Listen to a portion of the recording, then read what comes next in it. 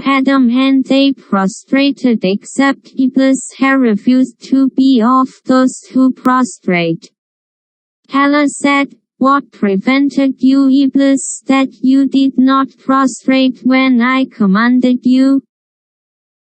Iblis said, "I am better than him, Adam. You created me from fire and him you created from clay." Allah said, "Get down from this paradise. It is not for you to be arrogant here. Get out, for you are of those humiliated and disgraced." Iblis said, "Allow me respite till the day of resurrection." Allah said, "You are of those allowed respite. Ch. 11-15 Quran.